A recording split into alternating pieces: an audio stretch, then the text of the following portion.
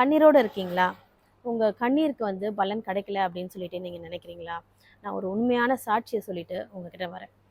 Doctor mark அப்படின்னு சொல்லிட்டு ஒரு ஃபேமஸ் ஆன்காலஜிஸ்ட் அப்படின்ட்டு அவரை கௌரவிக்கும் விதமாக என்ன பண்ணுறாங்க, ஒரு கான்ஃபரன்ஸ் அரேஞ்ச் பண்ணி அவருக்கு ஒரு அவார்டை ப்ரிப்பேர் பண்ணி வைக்கிறாங்க.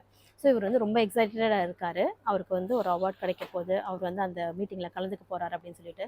ஸோ அவருக்கு வந்து ஒரு ஃப்ளைட்டும் புக் பண்ணுறாங்க. அந்த ஃப்ளைட்டில் வந்து அவர் ஏறி போயிடுறாரு. போயிட்டு சடனாக என்ன ஆகுதுன்னா, ஒரு டெக்னிக்கல் ஃபால்ட்னால அந்த எமர்ஜென்சி லேண்டிங் அந்த ஃப்ளைட்டுக்கு தேவைப்படுது. ஸோ இமீடியட்டாக லேண்ட் ஆகுறாங்க. லேண்ட் ஆகி இவர் என்னடா இது நம்ம போக முடியலையே அப்படின்னு சொல்லிட்டு இந்த டாக்டருக்கு ஒரே வருத்தம். ஸோ ரிசப்ஷனில் போயிட்டு கேட்குறாரு என்ன பண்ணணும் அப்படின்னு சொல்லிட்டு அவங்க ஒரு சஜஷன் கொடுக்குறாங்க. நீங்கள் ஒரு காரை இங்கேருந்தே ஹையர் பண்ணிவிட்டு நீங்கள் போங்க சார் அப்படின்னு சொல்கிறாங்க. ஸோ அதே மாதிரி அவர் என்ன பண்ணுறாரு, அந்த காரை ஹையர் பண்ணிவிட்டு அவர் பாட்டுக்கு போயிட்டே இருக்காரு.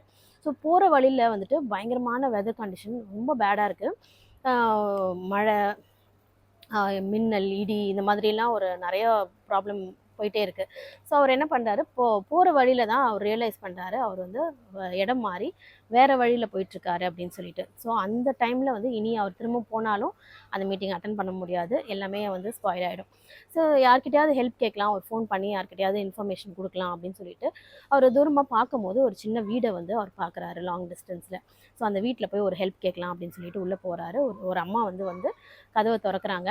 திறந்து அவருக்கு வந்து என்ன பண்ணுறாங்க, இந்த சூழ்நிலையை பார்த்தோன்னே அவருக்கு ஒரு அழகான டீயை போட்டு கொடுத்து, நீங்கள் கொஞ்ச நேரம் உட்காருங்க சார், இந்த சூழ்நிலையெல்லாம் முடிஞ்சதுக்கப்புறம் நீங்கள் இங்கேருந்து போகலாம் அப்படின்னு சொல்லிட்டு சொல்கிறாங்க. ஸோ அவரும் அந்த டீயை வந்து எடுத்துகிட்டு அவர் அங்கே உட்காந்துட்ருக்காரு. அந்த உட்காந்துட்ருக்கிற நேரத்தில் வந்துட்டு அவங்க என்ன பண்ணுறாங்கன்னா, போய் ப்ரே பண்ணுறதுக்காக போகிறாங்க. ஸோ அப்படி ப்ரே பண்ணிகிட்டு இருக்கும்போது அவங்க ப்ரே பண்ணிகிட்ருக்காங்க. இவரும் இங்கேருந்து வாட்ச் பண்ணிகிட்டே இருக்காரு, என்ன பண்ண போகிறாங்க அப்படின்னு சொல்லிட்டு. ஸோ அவங்க ப்ரேயரை முடிச்சுட்டு வரும்போது இவர் வந்து ஒரு கன்சர்னில் கேட்குறாரு, சரி என்னவா இருக்கும், நம்ம ஏதாவது ஹெல்ப் பண்ணலாமே அப்படின்னு சொல்லிட்டு. அவர் கேட்கும்போது இவங்க சொல்கிறாங்க, இந்த இந்த இதில் இருக்கிறது வந்து என் குழந்தை, இந்த குழந்தைக்கு வந்துட்டு ஒரு கொடிய ஒரு கேன்சர் நோயால் பாதிக்கப்பட்டிருக்கு. இதை வந்துட்டு யாராலையுமே காப்பாற்ற முடியாது, ஆனால் ஒரே ஒரு டாக்டர் மட்டும் இருக்கார், அந்த டாக்டர் மட்டும்தான் இந்த குழந்தைய காப்பாற்ற முடியும்னு சொல்கிறாங்க. ஆனால் அந்த டாக்டரை பார்க்குறதுக்கும் என்னால் முடியல, அந்த டாக்டருக்கு அஃபோர்ட் பண்ணுறதுக்கும் எனக்கு பைசா இல்லை. ஆனால் நிச்சயமாக என் கடவுள் ஒரு நாள் ஏதாவது செய்வார் அப்படின்ற நம்பிக்கையில் நான் அந்த ஜெபத்தை பண்ணிக்கிட்டே இருக்கேன் அப்படின்னு சொல்லிட்டு